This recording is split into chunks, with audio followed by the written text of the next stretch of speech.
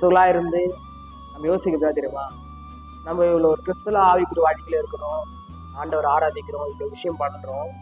இவ்வளோ பண்ணியும் நம்மளுக்கு ஏன் இந்த ஒரு துக்கமான செயல், இழப்பான செயல், வெக்கமான காரியம், வாழ்க்கை ஃபுல்லா ஒரு வெக்கப்படணுமா, வேற முன்னாடி வெக்கப்படணுமா, வெக்கப்படணுமா, இல்லை துன்பத்திலே இருக்கணுமா அப்படின்னு சொல்லிட்டு இந்த சூழ்நிலை யோசிக்கிறோம். யோசிக்கிறது மட்டும் இல்லாம இதே வேற இருந்தா நல்லா பண்ணிருக்கலாம், நம்ம கிறிஸ்துவலா இருந்து நம்மளுக்கு ஒரு பாடாயிடுச்சு அப்படின்லாம் ஒரு மாதிரி நெகட்டிவா நம்ம யோசிக்கிறோம் நிறைய பேரு.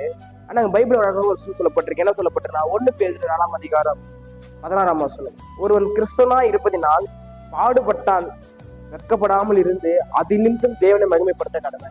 பாருங்க, ஒரு பாடுபட்டாலும் சரி, வாழ்க்கையில வெட்கமடைந்தாலும் சரி, அதினிமித்தம் தேவனை மகிமைப்படுத்தணும். ஏன்னா இன்னைக்கு அப்படி சூழ்நிலை இருக்கலாம், நாளைக்கு தான் சூழ்நிலை மாறும், கர்த்தர் மாத்துவார். சரிங்களா? ஸோ நம்மளோட வாழ்க்கையில நம்ம என்ன செய்யறோம் சொல்லிட்டு யோசிச்சு பாருங்க. நம்ம